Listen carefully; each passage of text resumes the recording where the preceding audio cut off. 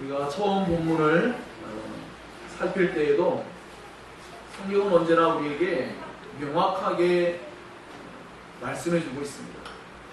우리가 생각할 때 이러지 않을까, 또 저런 것은 아닐까 생각하는 그런 부분들에 대해서 성경은 언제나 명확하게 밝혀주고 있습니다. 그것은 뭐냐면 바로 우리의 이해를 뛰어넘는 부분 속에서 우리가 생각할 때 참 이해하기 어렵다 생각하는 난해한 그런 문제들도 성경은 언제나 명확하게 밝혀주고 있고 우리가 그것을 따라야 된다고 분명히 말씀하고 있습니다. 그것은 무엇이냐면 바로 우리 모두는 사실 하나님 앞에서 죄로, 허물과 죄로 죽었던 자들입니다. 그러니까 하나님 앞에서 우리는 그 어떤 것도, 그 어떠한 행위도 올바르게 나타낼 수 없는 죽었던 자들이라는 의미입니다. 이 죽었다는 의미가 뭘까요? 우리 모두 살아있으나 그러나 분명히 성경은 죽었다라고 말하죠. 이 뒤에 나와 있는 성경의 내용들을 문맥상으로 살펴보면 우리 모두는 하나님 앞에 절대적으로 불순종하는 악한 영에 우리는 영향을 받아서 우리는 하나님께서 기뻐하실 그 어떠한 행위도 할 수 없는 그런 존재였다라는 것을 분명하게 말해주고 있습니다. 그러므로 그 죽은 자에게 어떠한 희망을 품을 수가 있겠습니까? 그 죽었던 자에게 어떠한 기대를 가질 수가 있겠습니까? 성경은 불가능하다고 말합니다. 성경은 항상 이 지점에서부터 우리에게 복음을 제시하고 이 지점에서부터 우리에게 하나님의 은혜와 사랑을 알게 해줍니다. 사람이 하나님 앞에서 자신에 대하여 철저히 절망하고 철저히 자기 자신이 죽었던 존재라는 것을 온전히 인정하기 전에는 언제나 사람은 자신이 무언가를 이루어간다고 생각하기 마련입니다.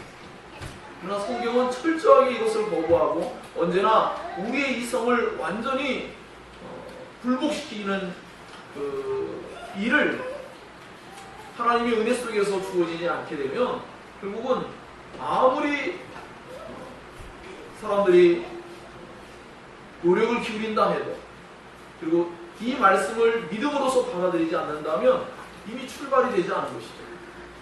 성경은 우리에게 분명하게 허물과 죄로 우리는 죽었던 자들이다라고 말하는 것, 바로 이 한 가지, 이 에베소서 2장 1절의 이 구절을 믿음으로써 받아들이는 은혜를 얻지 못하면 결국은 그 어떤 말씀도 그에게는 유익을 주지 못합니다.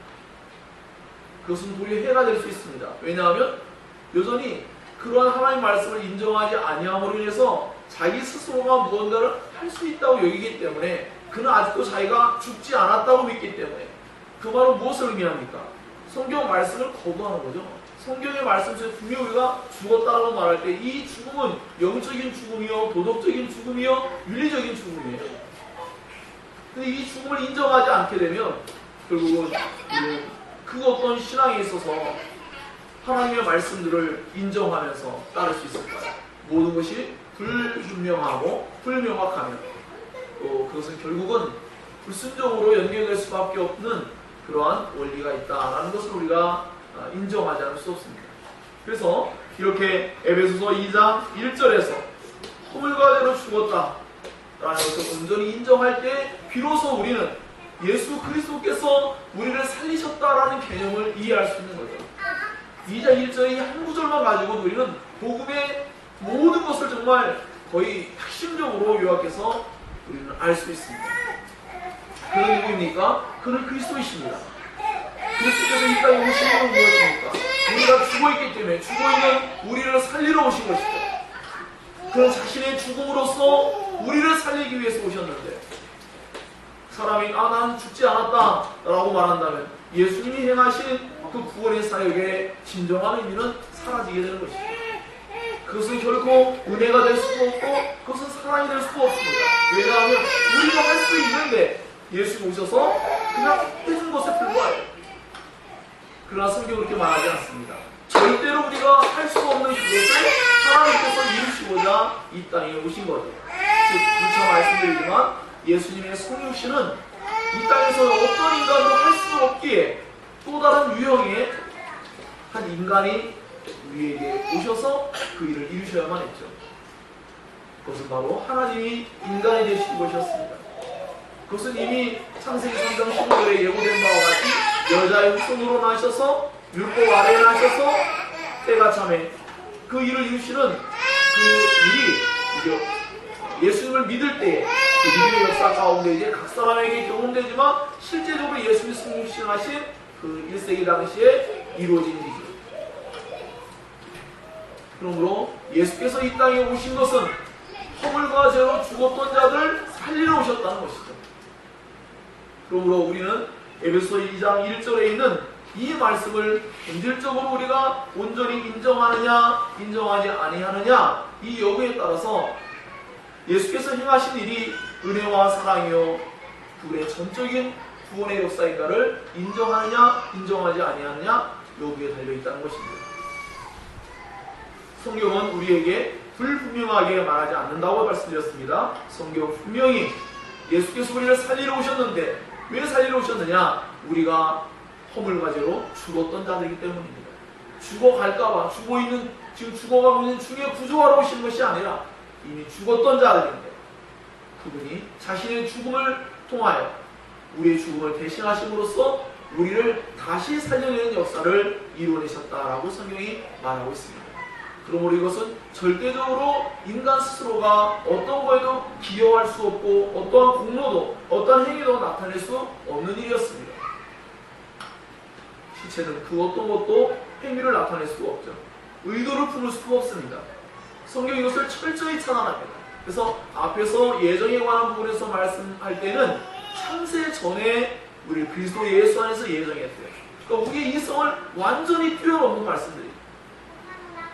이 세상을 창조하기 전에 하나님께서 우리들을 우리의 구원자가 되시는 그리스도 예수 안에서 이미 우리를 예정하셨다고 합니다. 그러니까 인간의 이성과 인간의 경험과 인간의 행위와 분노 그 어떤 것도 들어설 자리를 성경은 전혀 주지 않습니다. 그것은 마치 정말 하나님의 은혜가 아니면 하나님의 은혜로서 믿음이라는 선물을 받지 아니하면 도저히 이것은 이 말씀을 받아들일 수 없는 것이죠. 그러니까 인간의 이성으로 받아들일 수 없도록 그렇게 기록하셨어요. 왜 그럴까요? 인간이 가지고 있는, 즉 인간 스스로에게서 나오는 그 어떠한 믿음이라는 것이 결코 이 모든 것들을 받아들일 수 없도록 만드셨다는 거예요.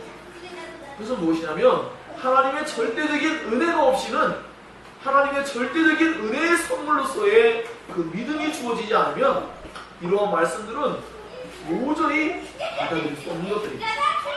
그러나 신기하게도 하나님께서 어떠한 사람들에게 믿음을 선물로 주시면 이러한 말씀들이 분명히 우리의 생각에는 논리적으로나 이성적으로나 경험적으로나 우리가 가지고 종교의 그 종교성을 가지거나 모든 것으로 이것을 판단할 때에 도저히 믿을 수 없는 이야기죠. 근데 그럼에도 불구하고 하나님으로 말미암아 믿음의 선물을 받는 사람들은 이 말씀들을 받아들인단 말입니다. 왜 받아들일까요? 우리가 신앙 고백을 늘 하는 바와 같이 하나님께서는 전능하시기 때문입니다. 하나님께서 우리에게 하나님의 말씀을 우리에게 나타내 보일 때 하나님이 그렇게 할 수 있다고 우리는 믿는 거죠. 우리 이성을 뛰어넘는 그 일을 하나님은 할 수 있는 존재라고 믿는 것이죠. 우리 너무나 쉽게 받아들이는 내용들도 다시금 돌아보면 우리는 오늘 본문의 말씀하고 비춰볼 때 전혀 다르지 않은 말씀이라고 인정해야만 합니다. 그것은 무엇이냐면 하나님이 이 세상을 말씀으로 천지를 창조하셨답니다. 이러한 말씀에 대해서 사람들이 거부감을 느끼지 않는 분들이 있어요. 왜 거부감을 느끼지 않는지 모르겠습니다. 도대체 하나님이 이 말씀으로 이 세상을 어떻게 창조한다는 거 아닙니까? 왜 그 부분에 대해서는 사람들은 항변하지 않습니까? 하나님의 말씀으로 이 세상을 창조할 수 있는 분이라면 하나님은 우리를 죄와 허물로 죽었던 자들을 살릴 수 있는 분이라고 저는 믿습니다. 그리고 그 하나님께서 창세전에 우리를 그리스도 예수 안에서 예정할 수 있는 분이라고 저는 믿습니다. 그러므로 우리는 하나님을 향한 전능성에 대해서 우리 모든 영역 속에서 하나님께서 우리에게 계시하신 이 성경의 말씀을 있는 그대로 받아들일 때, 창세기 1장 1절의 말씀을 진정으로 받아들인다면 우리는 에베소 2장 1절의 이 말씀도 받아들인 것이 너무나 당연하다고 생각합니다. 그러므로 모든 어떠한 말씀이든지 간에 그 모든 것들을 우리의 이성에 비추어서 또 우리의 경험에 비추어서 어떤 것은 가능하고 어떤 것은 가능하지 않다라고 말한다면 우리가 하나님을 잣대로 지어서 늘여놓기도 하고 그릴 수도 있는 그러한 전능한 존재가 된 것입니다. 그러므로 우리는 이러한 어리석음에서 온전히 벗어날 수 있는 유일한 길은 단 한 가지밖에 없다는 것을 또한 인정하죠. 그것은 뭐냐면 하나님께서 우리 가운데 은혜로서 그 믿음을 선물로 주셔야지만 결국 우리가 그러한 어리석은 범죄에 빠지지 아니하고 하나님을 진정으로 참되게 성경에서 하나님의 자신을 계시하신 당신 그대로 우리가 알 수 있다는 것입니다. 그것은 바로 하나님이 전능하신 분이요 그 하나님께서 우리를 허물과 죄로 죽었던 우리를 살리시고 그러한 우리들에게 믿음을 선물로 주심으로 말미암아 우리에게 구원을 이루어 가시는 그러한 하나님이라는 것을 믿는 것입니다.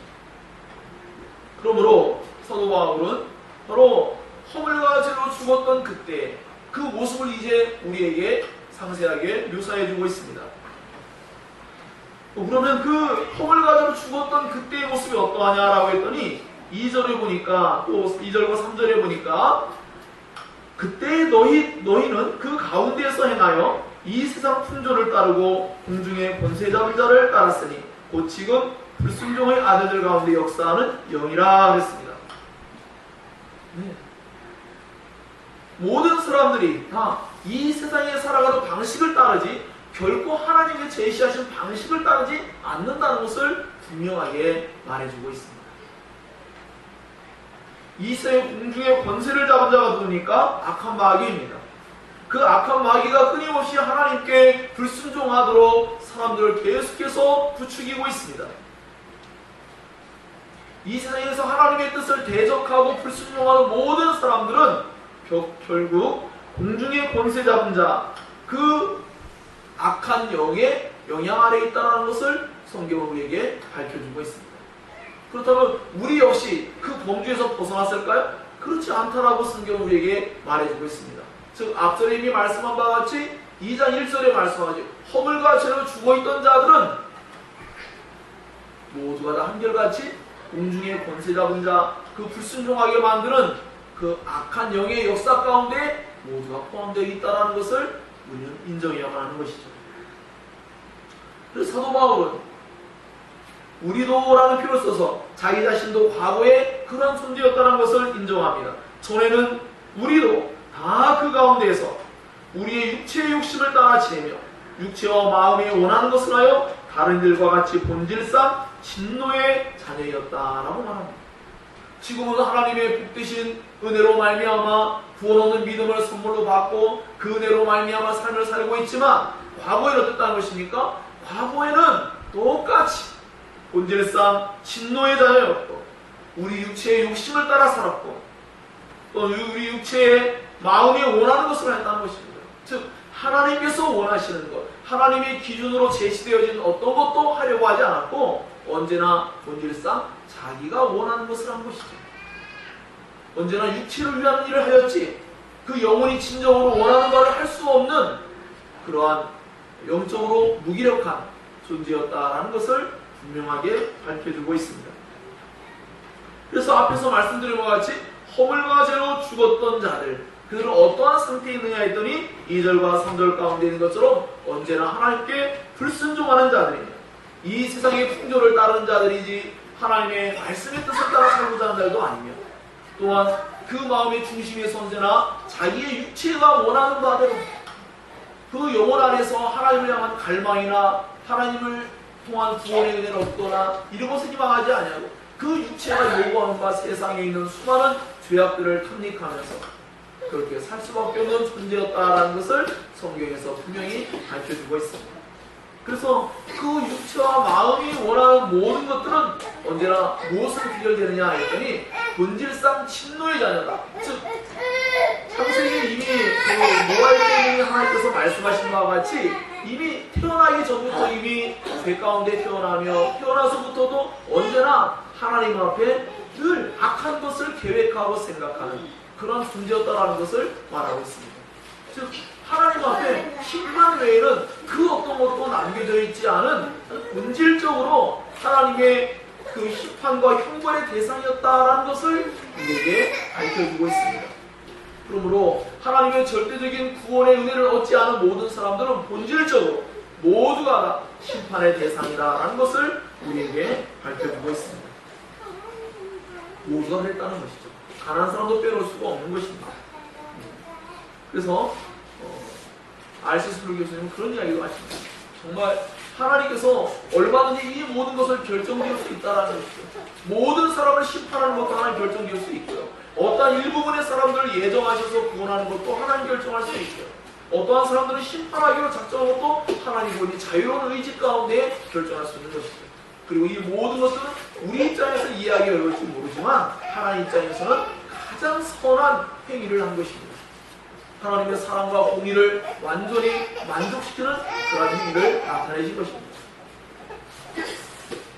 그러므로 하나님께서 모든 사람들을 본질적으로 다 심판한다 할지라도 아무도 할 말이 없습니다. 그것은 오직 하나님의 주권 안에 달려 있는 것이죠. 하나님의 주권 안에서의 그분의 은혜와 사랑을 나타내심은 또한 그분의 자유로운 의사결정일 수 있는 것이죠. 자, 이와 같이 그래서 모두가 본질적으로 진노의 자녀들이었는데 긍휼에 풍성하신 하나님이 우리를 사랑하신 그 큰 사랑을 인하여 하나님의 그 거룩한 속성 가운데에 긍휼의 하나님, 그 우리를 불쌍히 여기시는 하나님, 그 하나님으로서의 속성을 우리는 찬양하지 않을 수가 없습니다. 그분이 긍휼이 풍성하시기 때문에 우리를 사랑하신 것이죠. 토마스 후퍼라는 유명한 친구가 죽을 때 한 사람이 이렇게 말을 했습니다. 형제여, 당신이 평생 구주를 위해 살았기 때문에 당신은 당신의 그 노력의 대가를 받게 될 것입니다 라고 했어요. 그러다 그는 겸손하게 이렇게 대답했습니다. 형제여, 그렇지 않습니다. 나는 긍휼히 여김을 받게 될 것입니다 라고 했어요. 즉 자기 자신이 했던 어떠한 행위도 하나님 앞에 인정할 수 있는 그 어떤 것도 감히 자기는 말할 수 없고 내세울 수 없다는 것을 그는 분명하게 인식할 수 있었습니다. 그렇기 때문에 그는 하나님께 긍휼히 여김을 받는 것이지 자기가 하나님을 신앙하는 것에 대한 대가를 받는 것이 결단코 될 수 없다라는 것을 분명하게 인식한 것이죠. 이것 저는 가장 올바른 견해라고 생각이 됩니다. 우리는 하나님 앞에 그저 심판에 남겨주신 아무것도 없었고 오직 하나님이 우리를 불쌍히 여기셨다는 그 한 가지밖에는 우리가 그 어떤 것도 그 원인을, 그 이유를 찾을 수 없습니다. 하나님께서 사랑으로서 우리를 바라보실 때 그 큰 사랑이 얼마나 큰 사랑이냐 하면 정말로 죄로 말미암아 그 죄에서 절대로 빠져나갈 수 없는 죄로 말미암아 완전히 무기력증에 빠진 우리 인간들을 하나님이 불쌍히 여기신 겁니다. 불쌍히 여기신 거면 그 어떤 것도 우리에게서 원인을 찾을 것이 없어요. 오직 하나님에게서 원인을 찾게 되는데 하나님 안에 있는 그 큰 사랑, 그 큰 사랑 안에 있는 우리를 불쌍히 여기시는 그분의 거룩한 사랑의 마음, 그것만이 우리를 구원에 이르게 하시는 하나님의 놀라운 은혜와 사랑을 나타내는 본질적인 그 시작점이었다는 것입니다. 그래서 사도 바울과 같이 그 긍휼에 풍성하신 하나님이 우리를 사랑하신 그 큰 사랑을 인하여 앞서 1절에서 말씀했던 말씀이 5절에 또 나옵니다. 허물로 죽은 우리를, 허물과 죄로 죽었던 우리를 그 큰 사랑으로 인하여 우리를 살리시는 은혜의 역사를 이제 나타내신다라는 것을 말하고 있습니다. 그리스도와 함께 살리셨고 너희는 은혜로 구원을 받은 것이라 라고 말했습니다. 예수 그리스도의 십자가의 죽음 속에 우리의 죽음이 있고 예수 그리스도의 부활 속에 우리의 영원한 생명으로의 일으킴이 있습니다. 그래서 하나님께서 이와 같이 그 긍휼에 풍성하신 그 사랑으로 말미암아 예수님을 보내주시고 그 예수님이 십자가의 대속적 죽음을 통하여서 우리의 죄를 완전히 멸하시고 그런 후에는 3일 만에 부활하실 때에 자신을 믿고 따르는 모든 사람들에게 영원한 생명의 부활로서의 표적으로서 자신을 나타내셨습니다. 그때 우리는 함께 일으킴을 받고 함께 살리심을 받게 된 것이죠. 그때 예수 그리스도와 함께 우리 믿음으로 함께 죽고 믿음으로 다시 살리심을 얻게 된 것이죠. 그래서 이와 같은 관계 속에서 하나님께서 우리를 살리시는 유일한 단 한 가지의 방법이 있다는, 하나님께서 우리를 불쌍히 여기신다고 해서 그저 막연하게 다 살려내야겠다라고서는 그분이 그냥 감정적으로 대응하신 게 아니라 하나님께서는 여호와 언약의 하나님이십니다.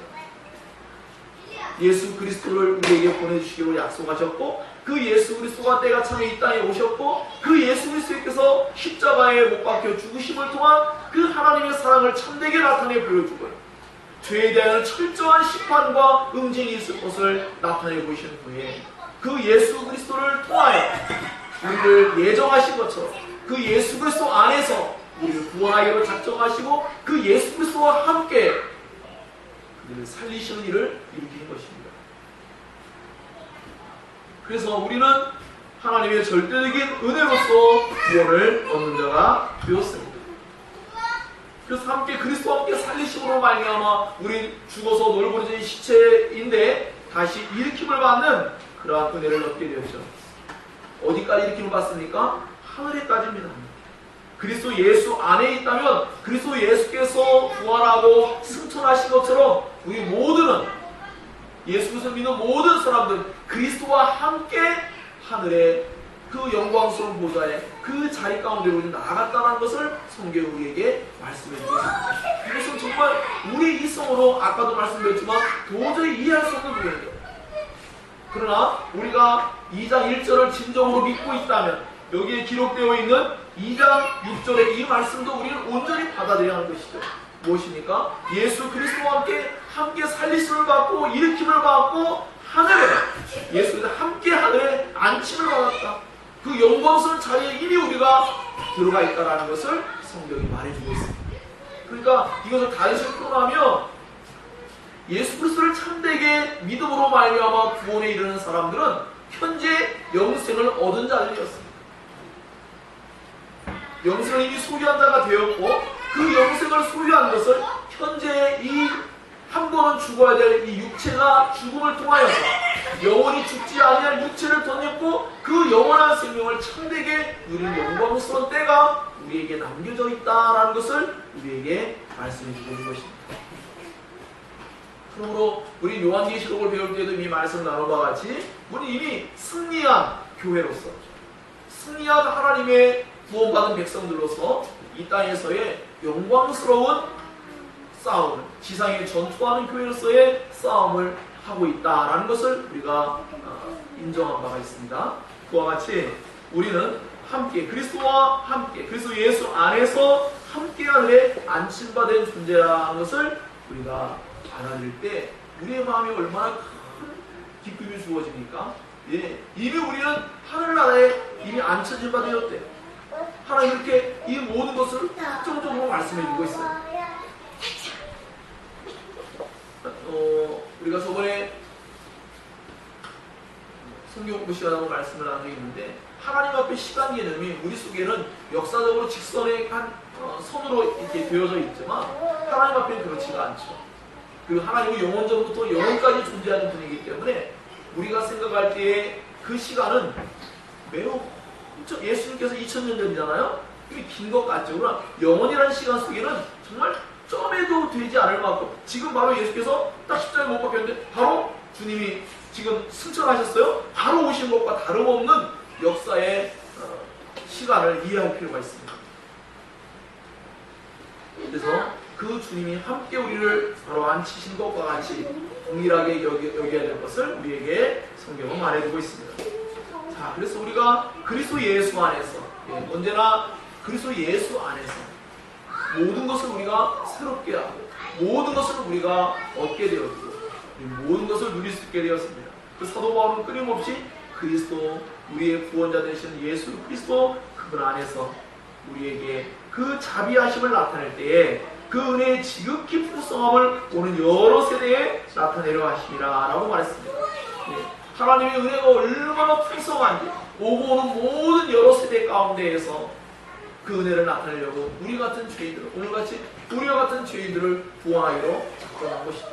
저는 사도 바울이 예수 믿는 사람들을 핍박하고 죽음에 이르게 하는 그러한 잘못된 열심을 나타냈고 그랬다 하지만 사도 바울이 죄인 중에 괴수라고 말한다면 과연 나 같은 사람은 무엇이라고 말해야 될까 고민이 됩니다. 정말. 왜냐하면 제가 누차 말씀드리지만 로버트 머리 맥체일 목사님 또는 조나단 에드워즈라든지 이런 분들 한결같이 말하기로 찰스 스펄전이나 이런 목사님들 모두 뭐라고 말합니까? 정말 자신이 안에 있는 죄가 얼마나 엄청난 것인지 하나님이 자기에게 나타내보신 그 사랑과 그 은혜는 정말로 표현할 수 없고 표현할 길이 없고 자기는 마땅히 심판을 받아 합당한 죄인인 것을 철저히 인정한 모습들을 나타낸 것을 생각할 때 정말 저와 같이 우리와 같이 일개 정말 평범한 사람들의 입장에 우리의 가지고 있는 죄악된 모습을 떠올리게 된다면 이루말할 수가 없어요. 차이는 어디에서 옵니까? 그분들이 죄라는 것을 얼마만큼 많이 깊이 성경을 통해서 인식했느냐죠. 즉 성경을 더 많이 알아가면 알아갈수록 우리의 죄인됨을 더 많이 더 깊이 알아가는 거예요. 우리가 그분들처럼 그러한 고백을 하지 못하면 우리가 성경을 깊이 알지 못하기 때문이기도 합니다. 성경을 더 많이 찾는데 올바르게 깊이 알아가다 보면 우리가 얼마나 악한 죄인들을 더 깊이 더 엄청난 것으로 받아들일 수 있게 됩니다. 그때 비로소 하나님의 은혜가 얼마나 지극히 풍성한지 오는 여러 세대의 수많은 사람들을 하나님께서 구원에 이르게 할 때에 그 지극히 풍성한 은혜가 도대체 무엇인지를 비로소 이해할 수가 있는 것이죠. 하나님은 긍휼에 풍성하시고 자비하신 분이시죠. 우리에 대하여 하나님이 너무나 불쌍히 여기는 마음 가지셨죠. 우리에게 무언가를 주시기를 기뻐하셨어요. 그것은 바로 하나님 안에 있는 거룩한 속성에서 나온 것입니다. 그렇기 때문에 우리가 하나님의 주권적인 은혜라고 늘 말하는 모든 것들은 하나님에게서 원인을 무조건 찾아야 되는 것입니다. 우리에게서 만약에 원인을 찾는다면 하나님은 뭔가 잘못하고 계신 거예요. 왜 그렇죠? 우리에게서 원인을 찾자면 우리는 본질상 진노의 자녀에 불과합니다. 심판을 받는 게 너무나 당연하고 마땅하고 그게 하나님이 하셔야 될 일입니다. 하나님의 공의의 한 측면만 보면 그렇습니다. 그러나 하나님께서는 공의뿐 아니라 사랑이 계시고 그 사랑 속에는 긍휼과 자비를 나타내시는 그 사랑의 속성이 있습니다. 그것으로 말미암아 오고 오는 모든 여러 세대 속에 그리스도 예수를 통하여 그리스도 예수 안에서 그 지극히 풍성한 은혜와 사랑을 나타내기로 작정하셨고 하나님의 우리를 향한 구원의 영원한 작정이 우리가 하나님의 은혜를 얻어서 믿음이라는 것을 나타내고 그때에 실질적으로 경험될 때 그때 성령이 이 모든 것을 우리에게 깨닫게 하십니다. 그래서 우리는 이렇게 사도 바울이 진술한 내용을 이제 온전히 받아들일 수 있게 될 것입니다. 8절에 너희는 그 은혜에 의하여 믿음으로 말미암아 구원을 받았으니 이것은 무엇을 말합니까? 이것은 믿음을 말합니다. 이것은 너희에게서 난 것이요 아니요 하나님의 선물이라 라고 했습니다. 예, 무엇이 발생했대요? 무엇이 발생했습니까? 믿음이라는 것이 발생했대요. 그것은 하나님의 은혜로 말미암아 믿음이라는 것이 발생했다라는 것을 말하고 있는 것입니다. 그러므로 믿음이라는 것은 하나님의 주권적인 은혜 속에서 사람에게 주어지는 선물이다라는 것이 당연한 귀결이 될 수 있겠죠. 그래서 그것이 이어지는 말씀이 이것이 너희에게서 나는 것이 아니요 하나님의 선물이다라고 말씀하고 있습니다. 즉 하나님께 주신 선물이에요. 하나님이 결정하신 것이죠. 하나님이 주기로 작정하신 것이죠. 하나님께서 긍휼히 여기기로 작정하시고 하나님께서 긍휼히 여길 자를 긍휼히 여기시고 은혜 베풀 자에게 은혜를 베푸신 것 같이 하나님의 그분의 주권 안에서 하나님은 어떠한 사람들에게 자기 자신의 그 큰 사랑을 나타내 보이기로 결정하시고 그 일을 이루신 겁니다. 그래서 일부의 사람들에게 하나님은 이것을 믿음을 선물로 주셔서 그것으로 말미암아 구원에 이르게 하신다는 것입니다. 자, 이것이 행위에서 난 것이 아니니, 즉 이러한 믿음이라는 것이 형성될 때 이것은 어떤 행위로서 난 것도 아니고 또한 이것은 누구에게도 자랑하지 못하게 하려 합니다 라고 말하고 있습니다. 그 어떤 사람도 자신의 행위를 자랑할 수 없고 그 어떤 사람도 자랑하지 못하게 함은 하나님의 절대적인 선물로서 이것이 주어졌기 때문입니다. 아까도 말씀드린 바와 같이 이 9절의 말씀이 1절과 또 5절에 나와 있는 말씀처럼 죄와 허물로 죽었던 자들이 그 어떤 행위를 나타낼 수가 있겠습니까? 그 어떤 자신들의 어떠한 노력이든지 마음의 의도든지 무엇을 나타낼 수가 있겠습니까?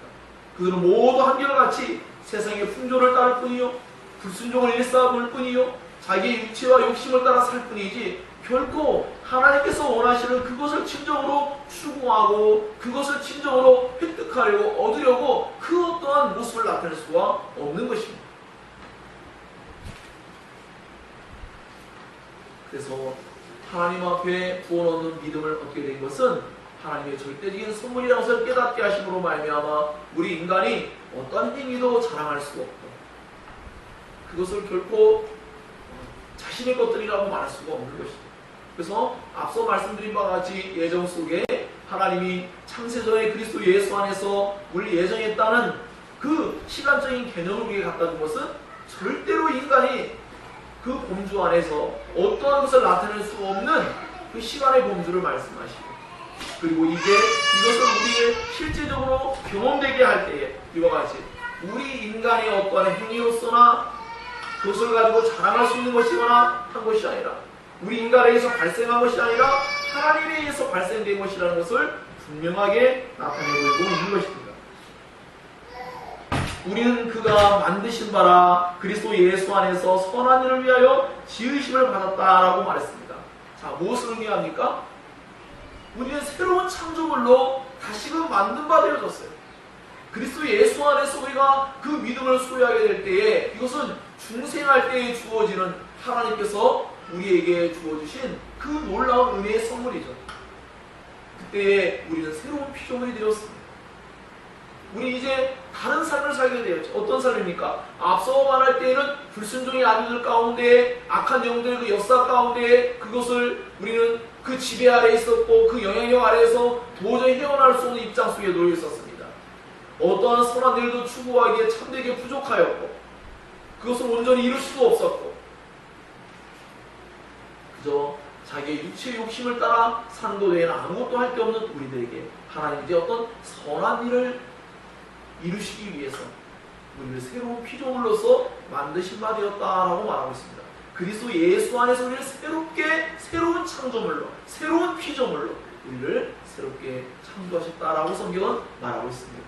그래서 우리의 본성이 새롭게 바뀜으로 말미암아서 이제 우리는 살리신 바 되었죠. 앞에는 허물 가지고 죽었던 자리라면 그리스도 예수 안에서 살리신 바 되었기 때문에 우리는 새로운 창조물로 새롭게 태어났기 때문에 우리는 선한 일을 행사할 수 있는 그런 존재가 되었다라는 것입니다.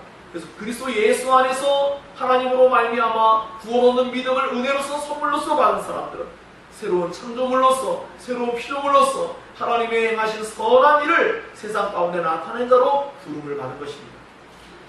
그것이 하나님께서 우리를 구원하신 목적이기도 합니다. 과거에는 도저히 할 수 없는 일을 하게 되는 것이죠. 과거에는 원수까지도 사랑할 수 있는 할 수 없던 자들이 그들을 사랑할 수 있고 기꺼이 예수께서 사셨던 모습처럼 우리 같은 죄인들, 우리 같은 원수인 자들, 우리 같이 불경건한 자들 우리를 위해서 기꺼이 그 의로우신 예수님이 십자가의 죽음으로 죽으셨던 것처럼 우리도 그 길을 따라갈 수가 있고 우리도 그 길을 걸 수가 있게 되었다는 것을 성경에서 말하고 있습니다. 그것만이 진정한 의미에서 선한 것이다 라고 말하는 것이죠. 선한 것은 항상 무엇과 대조해서 알 수 있냐면요, 가난한 사람들이나 무언가 우리가 보았을 때에도 정말 불쌍한 사람들이 있죠. 그들을 도우는 것도 일면 선한 일을 했다고 우리는 말할 수도 있습니다. 하지만 성경에서 말하는 선함이라는 것은 악과 대조해서 나타날 때에 더욱더 그 의미가 분명하게 나타납니다. 즉 다른 식으로 표현하면 나를 죽이고 싶어서 미쳐있는 그 사람, 그 사람에게 선대하는 것입니다. 그 사람에게 아까 자선을 베풀고 불쌍히 여기고 그에게 좋은 것을 주고자 하는 마음, 자기의 것을 기꺼이 다 내어주고 싶은 마음. 그래서 수많은 사람들이 변화될 때에 그 부자 청년이 겪었던 것처럼 자기의 가진 바 모든 것을 팔아가지고 다른 사람들이 기꺼이 나눠줄 수 있는 그 정도의 마음, 자기의 모든 것을 기꺼이 포기할 수 있는 마음. 어떤 사람들에게 정말 무가치하고, 아니 그 무가치함을 넘어서서 나를 오히려 적대하고 나에게 어려움을 주는 대상에게 그렇게 행할 수 있는 것이죠. 누가 그랬습니까? 하나님의 마음에 합한 자였던 다윗이 자기를 죽이려고 미친듯이 쫓아다니고 있는 그 사울아, 이미 하나님께서 다윗을 왕이라고 사무엘을 통하여 기름 부으시고 인정했죠. 다윗의 입장에는 사울을 죽여도 정말 정당한 듯이 볼 수 있어요. 그러나 다윗은 언제까지나 하나님의 주권을 인정하였고 그를 끝까지 선대하였습니다. 그가 나중에 길보아 전투에서 죽었을 때에 정말로 화를 노래를 부르면서 정말로 슬퍼하고 가슴 아파하는 장면을 볼 때 정말 감동적입니다. 잘 됐구나 하는 게 아니라 이제 드디어 내가 왕이 될 때가 됐구나, 하나님이 그 악인을 처단했구나, 할렐루야 라고 그러는 것이 아닙니다. 이스라엘의 한 용사가 또 쓰러졌다라고 해서 너무나 마음 아파했어요. 이와 같은 일들이 또 누가 했습니까? 정말 따지고 보면 너무나 많은 것이 있는데 요셉은 어땠습니까? 자기를 생매장하려고 했던 형들, 자기를 팔아넘겼던 형들, 그들을 만났을 때 요셉이 어떻게 되겠습니까? 선대했습니다. 이것이 오늘 성경에서 말한 선한 일을 위해서 우리를 지으셨다는 의미입니다. 단순히 이 땅에서 모든 믿지 않는 사람들이 흔히 하는 우리 이웃을 돕는 그런 의미가 아니라 이제 우리가 주님을 믿고 주님의 뜻을 따라 삶을 살고자 할 때 우리를 적대하고 우리에게 반감을 갖고 우리에게 수많은 영적인 도전을 해오는, 즉 아까 말씀드렸던 하나님을 대적하는 불순종하는 악의 영들, 그들의 지배 아래에 있는 불순종하는 자들이 있습니다. 그들이 우리에게 또다시 도전해 올 것입니다. 그때 우리는 그들에게 어떻게 해야겠습니까? 우리가 과거에 어떤 자들입니까? 그들과 똑같았다고 성경이 말하고 있습니다. 우리도 그들과 다름없던 자들이었다고 말하고 있습니다. 우리가 하나님을 대적하는 자들이었고 불순종의 아들들 가운데 거하였고 우리가 하나님 앞에 불경건한 자들이었습니다. 우리가 사사기 지금 배우고 있지만 사사기 속에 나와 있는 그 불량배들, 그들이 바로 우리였습니다. 그런 우리들이 하나님의 전적인 은혜 속에서 변화가 되었다는 것입니다. 완전히 새로운 존재가 되었어요. 성경은 이것을 우리에게 말해주면서 이제 그 삶을 살아야, 이제 에베소 뒤쪽으로 가면 뭐가 나옵니까? 빛의 자녀답게 살라고 말씀이 나옵니다. 우리는 빛이 되었습니다. 어둠이 아닙니다. 허물과제로 죽어있는 그런 존재가 아니라 예수 그리스도와 함께 살리신 바 되었습니다. 일으킨 바 되었습니다. 하늘에 안침받은 영광스러운 존재들입니다. 그러므로 성경은 우리에게 그러한 새로운 피조물로서 이 땅에서의 하나님의 그네의 영광을 세상 가운데 찬미하고 찬양하며 나타낸 자들로서 삶을 살아야 될 것을 우리에게 요청하고 있습니다. 바로 이와 같이 이 선한 일을 위하여 지음받은 자니 이 일은 하나님이 전에 예비하사 우리로 그 가운데서 행하게 하려 하심이니라 그랬습니다. 하나님께서 우리를 이것을 위하여 예정하시고 계획하시고 예수 그리스도 안에서 우리를 복음 안에서 부르시고 우리의 새로운 피조물로 만드시고 그 일을 행하도록 하나님이 이끌고 계시다는 것을 성경이 말씀하고 있습니다. 그러므로 사랑하는 여러분, 우리는 정말로 그리스도인이 됐다는 것이 얼마나 엄청난 존재인지를 다시금 깊이 생각해야 합니다. 저희 시도 과거에는 그저 예수 믿어서 구원받는 것을 단조롭게 생각하고 그 하나님 예수님의 십자가의 죽음을 통하여 그 대속의 은혜를 통하여 구원받고 하나님의 사랑을 통하여 구원받다는 걸 알고 있었습니다. 하지만 점점 더 성경을 알아갈 때마다 그 의미가 정말 무엇인지, 그것을 믿는 것은 사실이었고 그 사실이 정말 어떠한 내용을 가지고 있는지를 아주 미미하게 알고 있었지만 점점 알아가면 알아갈수록 하나님께서 우리에게 나타내는 일이라는 것은 정말 너무나 엄청나서 인간의 이 소원은 도저히 믿을 수 없는 일이고, 그러기에 하나님이 전적으로 그분께서 주권적으로 우리를 구원하시는 일이다라는 것을 인정하지 않을 수가 없었습니다. 사랑하는 여러분, 우리 이와 같은 하나님의 절대적인 은혜로 그 풍성하신 긍휼과 자비하심 속에서 우리가 은혜로서 구원 얻은 것을 기억하고, 은혜로서 우리가 믿음이라는 것을 선물로 받은 것을 기억하고, 하나님께서 우리를 구원하시는 목적, 하나님의 선한 일을 위하여서 우리를 새롭게 빚으셨다는 것을 기억하고, 오늘 이 한날도 우리의 남겨진 생애도 그것을 위해서 우리가 살아가야 하는 목적의식이 분명해야 된다는 것을 우리가 다 함께 인식하면서 이제는 자기 중심적인 삶과 사고에서 벗어나서, 자기 중심적인 사고와 삶의 방식은요, 아까 말씀드렸던 과거에 허물과제로 죽었던 자들이 불순종하는 아들들 가운데 역사하는 영인 마귀의 지배 아래 있을 때 했던 행동들입니다. 그것은 곧 여기에 나와 있는 바와 같이 육체의 욕심을 따라, 즉 자기 중심적인 자기를 위한 삶을 살던 존재였는데 이제는 그것이 아닌 어떤 선한 일을 위해서 사는 존재가 되었다라는 것을 우리들에게 말해주고 있습니다. 사랑 여러분, 우리는 다른 삶을 사는 존재가 되었습니다.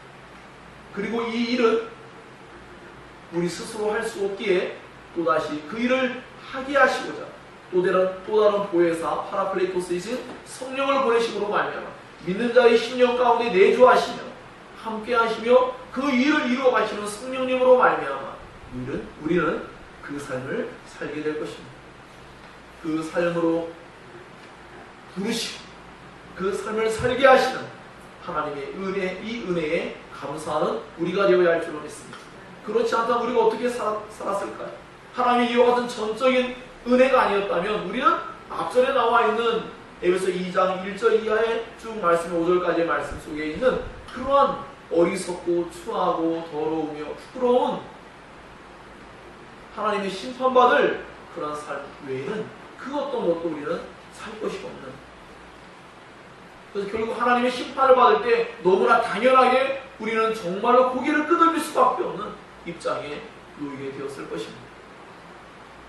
사랑하는 여러분, 하나님의 이와 같은 절대적인 구원의 은혜와 그 사랑에 진정으로 우리의 신앙의 동의를 삼아서 그것이 우리의 신앙의 진정한 시작점이 되어서 무언가 대가를 바라거나 우리의 노력에 대한 무언가를 희망하거나 그러는 것이 아니라 하나님께서 우리에게 나타내 주신 그 놀라운 구원의 은혜를, 그 사랑을, 그 긍휼과 자비하심의 그 은혜의 풍성함을 기억하고 그것으로 말미암아 새로운 존재가 되었음을 감사하며 이 땅에서 그 영광스러운 삶으로 우리를 동참하도록 부르셨다는 것을 기억하며 그 하나님께 감사하며 살아가는 우리 신앙이 되어야 할 줄로 믿습니다.